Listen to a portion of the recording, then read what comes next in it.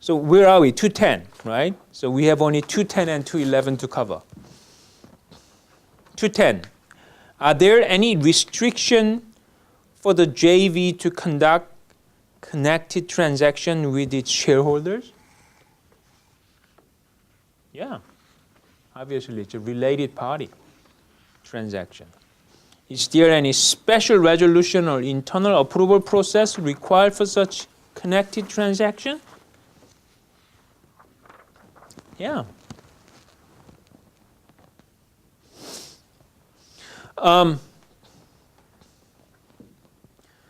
That's a special board resolution item.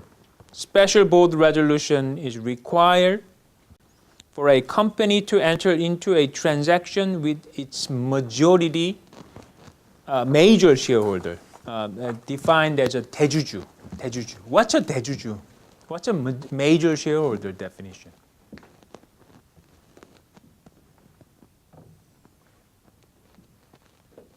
Have you ever heard about this 대주주? What's a 대주주?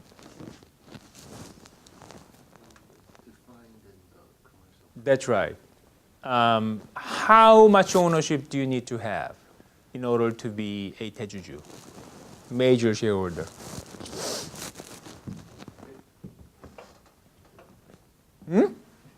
That's a majority shareholder. Okay? That's a 과반수주주. Obviously, you would be 최대주주, right? If you hold majority, then you would automatically qualify as a 최대주주, the largest shareholder. Because obviously, if you got 50 plus 1%, no matter what the other guys have, they can never beat me, right? However, you can be the largest shareholder by owning less than 50 plus 1, right? Because there are a bunch of small shareholders, and I have like 35%. Okay? Then I'm the largest. Large simply means I am the largest. What's a major shareholder definition? Well, under KCC, it's 10%. Okay? 10% or more. So if a shareholder entering into an kind of transaction with a major shareholder require 2/3 board approval. 2/3 means of all incumbent board member. If they have 4, 2/3 would be what? I think 3, right? Okay.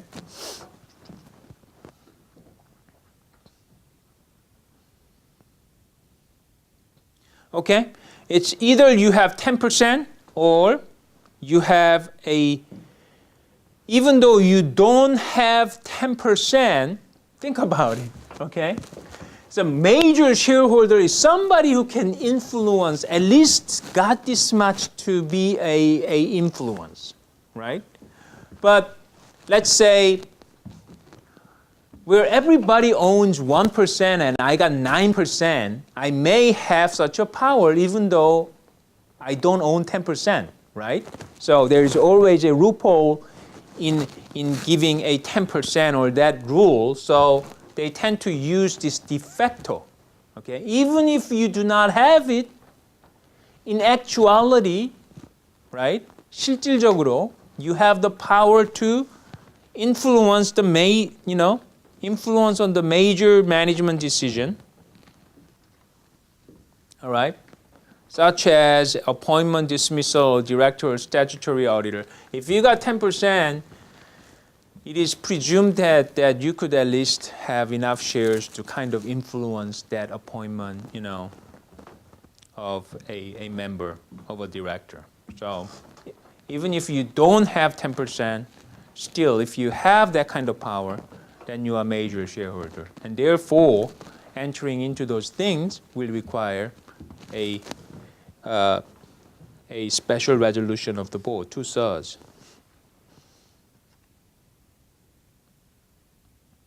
Okay, so that's very simple. What are the rules governing the director's ability to bind the company? Why is he repeating? Why is this guy repeating the same thing? Anyway, okay. director who is not RD cannot represent the company unless such authority has been delegated to him individually by RD, or the articles, okay? Articles of incorporation, or the board of directors. Obviously, the board of directors appoints RD. So board of directors can give such a power to such person. This loan agreement can be signed by somebody else. However, still, the best, most simple way is to get the power of attorney from RD. It's still the simplest way of doing things. Okay?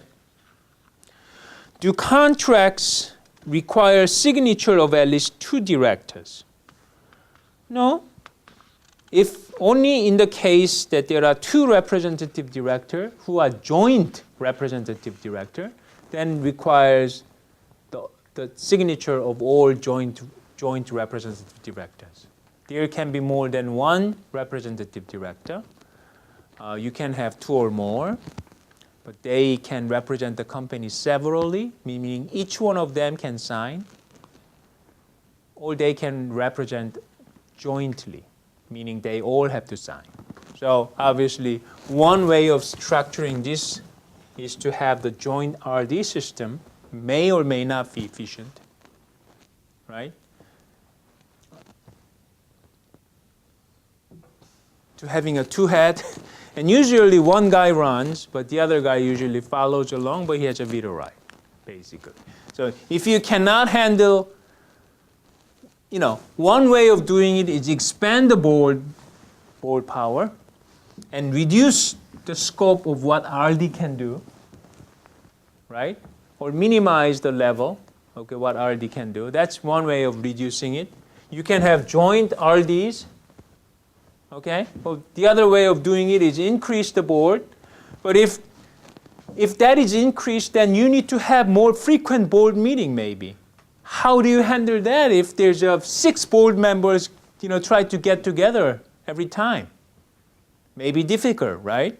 So in that case, you can create a executive committee underneath and represented by 1 board member from here and 1 board member from here, right? So you have the board, but you have a sub-board, right? And they can decide on their own, right? And then they can distinguish between this is a really major item, this is in between, and this is RD item. So you can control it like that. There's many creative ways of doing things. You understand? Okay? Okay.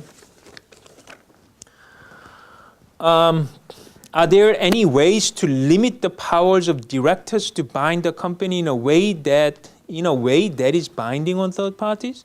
Now they're worried. Think about this. Foreign investor is getting worried about this.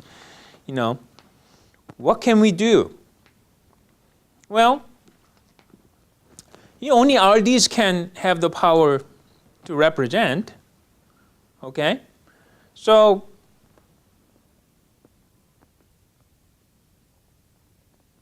I think in order to make sure that RDs, to limit the power to represent, you just specify what should be approved by the board and what should be approved by the subcommittee, etc., sub-board committee, and what is approved by RD, and have that in the Articles of Incorporation. Specify that in the Articles of Incorporation, fundamental document, okay?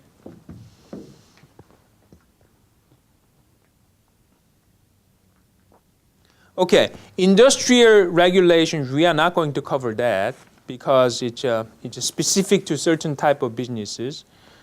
But let's just briefly go over tax. What are the main taxes and levies related to the business of the JV? Corporate income tax, capital gains tax, VAT. Okay, all of this is nicely summarized in those tax, kind of tax publications published by Deloitte or PwC or KPMG, and you can get the more recent ones becoming available, and they nice because these laws change frequently. Okay? So therefore, you get the latest one and you compare those two, right? And then they are nicely explained in that document, and they will give you the basics. You know, VAT 10% and corporate income tax, how much, and so on and so on. Right? Okay. What are the main taxes and levies related to the incorporation of the JV? When you incorporate the JV, the main taxes are the registration tax. When you establish a company, there is a registration tax. And that registration tax differs depending on where the incorporation takes place. Right? If it's a metropolitan area like Seoul or Busan or those metropolitan areas, right? It's 1.2% of the paid-in capital, meaning that capital contribution, right? It's 1.2%. But if it's in other areas, it's really cheap. It's 0.4%. So establishing a company in the main area, you have to pay taxes. Every time you make the capital increase, 증자, depending on the money, amount of money that comes in, right? You have to pay the tax, 1.2%. So 1% may not be small if you're talking about really big money, right? But that's not it. You have to pay the surtax, educational surtax, which is the 20% of those 1.2% or 0.4%. So if you establish some JV in the metropolitan area, it's 1.2% times 20% of 1.2 is what?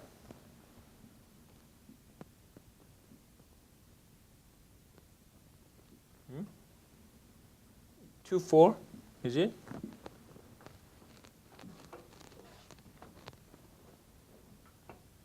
Okay, so it's, I think, 1.44%.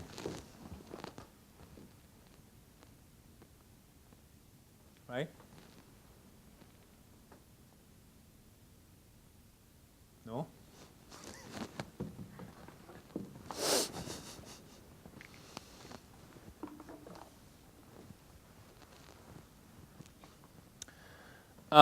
Okay.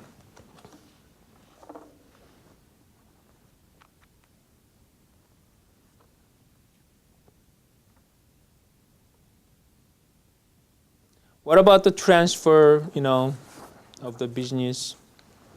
Yeah.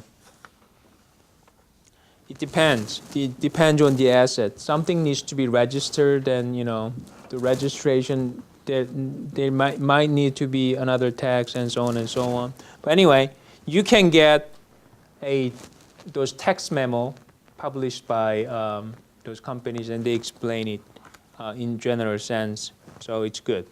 Withholding taxes, applicable rate of dividend, royalty, loan interest, licensing fee. Yeah, withholding taxes, you have to withhold. Just to explain the taxes, if you create a JV, and this is a foreign company, and this is a domestic company, right? And you pay dividend, right? Let's say if he makes a profit, then within amount of dividendable income, you can make the dividend.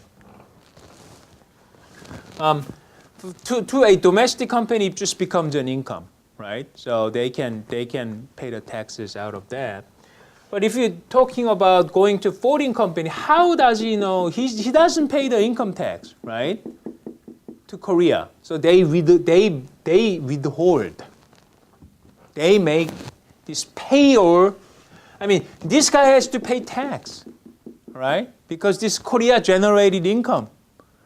But this guy has a dangerous because he's not going to pay or make the report, and it's outside of jurisdiction. What can they do, right? What can the Korean tax authority do? So in that case, you make the payor, this company, an obligation to withhold, right? This withhold the income tax and make the payment.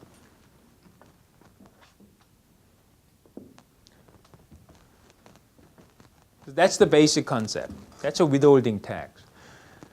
So the same thing, payment of royalties or even capital gains tax.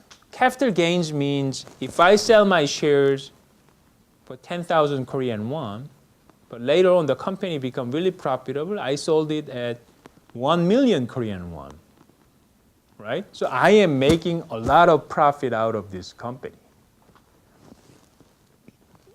Then I have to pay capital gains tax. But I'm a foreigner. So what should we do? I'm the seller and he's the purchaser. He pays me the money, 100만 won. I'm selling my shares. But that purchaser who is the resident, Korean resident, has to withhold capital gains tax from this purchase price for shares and pay. So cleverly, the government is obligating the payor to withhold and pay, even in my name, in the seller's name, right? That's how it goes. That's all about withholding tax, right? Anyway, those are in the tax memos. Yeah, sure. When you talked about the withholding Withholding tax. on dividend, Yeah. is that situation where the foreign Company. is not present in Korea, he only had the Right. headquarters in like the United States. Yeah, he's present through this guy maybe, right? He's a foreign shareholder. But if he has, Then okay, if he has a branch, or if he has a Korean subsidiary, and Korean subsidiary is the shareholder, it doesn't matter. Then it's a domestic company, right? It doesn't matter whether he has a branch in Korea. I mean, it depends on who the shareholder is. How do you know whether a branch has any assets or whatever, right? So if you are a foreign company, then dividend is you're making your income, but you don't pay taxes to Korea, where this generated income is generated, right? So you make the payor instead of withhold what he needs to pay, and they pay it on his behalf. But that obligation to withhold and pay is on you, the payor, right? Yeah. eventually the foreign company will pay the tax. So when he pays here, then obviously he doesn't want to he doesn't want to pay it in his own country too. Then he's making excessive payment. So that payment certificate is given to this guy, and this guy presented his own tax authority. Hey, I already paid tax. So if the tax rate, let's say he's 35% here and he pays 20% here, then obviously he gets the credit of 20% and he only needs to pay the rest to his authority and on and on. You understand what? That's the basic concept. And how much that needs to be withheld depending on if there's a tax treaty between two nations, then it's determined by the tax treaty.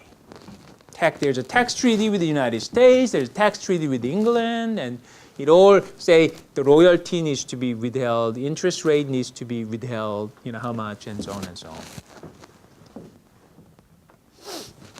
Okay.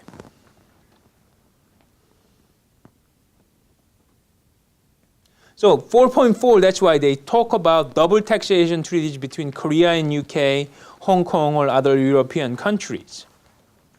Okay? Yeah, there is with UK, for sure. If you actually, those those companies like the accounting firms, they publish all the list of companies that Korea have entered into with tax treaty and so on and so on. Okay? Yeah. Would Hong Kong be included as part of China, or is it? Well, you know, it's a special administrative reason, technically speaking. So you still, the legal name is the Hong Kong, is a special administrative region, meaning that it runs by different kind of its own law, right? Not the mainland China law. I think at least up till now, right? So, though it's part of China, but still they run by different law. And that's why I think there's a demonstration of, you know, China giving more influence and et cetera, on Hong Kong stuff, right? I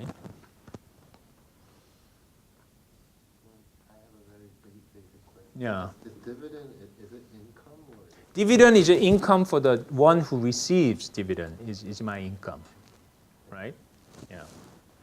So that's why there's a double taxation in a sense that if you are corporation, right?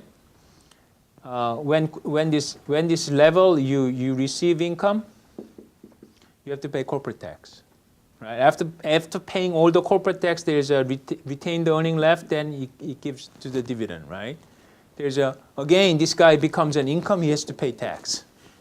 If it's a corporation, you have to pay corporate tax. You know, so on and so on. Yeah.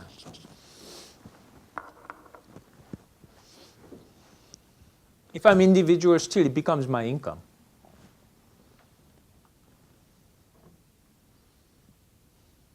Okay. So double taxation treaty meaning that there could be, so if you once you pay it here, then you don't necessarily, you know, overpay it here. So that's a, you know, to prevent the double, you know, you are doubly taxed. You taxed here 20%, then again you taxed here 20%. That's the kind of tax treaty decides, and that's agreement between the nation, and that has a, that's like law of, treaty is a law of your own nation, right?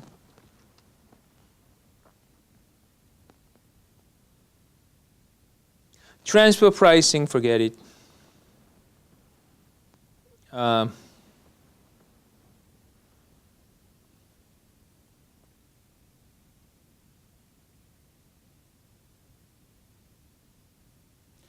Generally speaking, which country you may reckon as the one enjoying the most preferential tax treatment for its investment in Korea? And I say, well, why are you asking me this question? You know, it's very strange. How do I know? Ask your expert. You are asking this to your joint venture partner? Are you crazy? Okay. So I would advise not to answer this kind of question. I mean, you can, right? How do I know which country has a? Please ask your own advisor for tax plans, making tax structures and all that.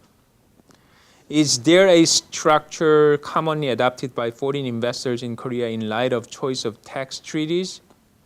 No, again, this is too technical, and you are asking me to give you advice? No, I don't think so. Okay. And then lastly, antitrust. Antitrust, very important. Will the incorporation of the JV and the transfer of the existing business of you know, filings under the monopoly regulation and fair trade law, yeah, creating a joint venture,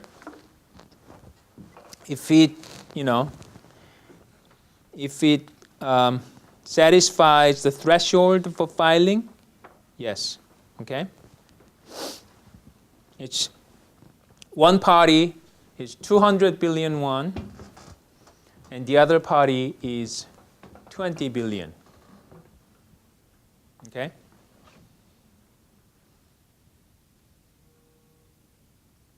So it's 20억, 200억. But then, this is how it goes. A and B. When you talk about 20억, 200억, right, you have to do it in a consolidated basis with your affiliate. not just yourself, right? So if it's a group, okay, usually if you're not sure what it is, it's controlled, but usually if you have the consolidated financial statement is filed, then it's entire group. It's not as crystal clear cut as that, but as a rule of thumb, it's a good measure, right? So, it's an affiliate that is a joint venture. Before the creation of joint venture, you remain joint venture. You remain an affiliate before and after this stuff. So if A has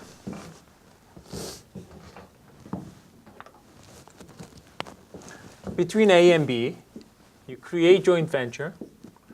You're talking about either of these has 200 billion Korean won, satisfies, and the other one is whoever that they are, it could be that one or that one, has a 20 billion Korean won.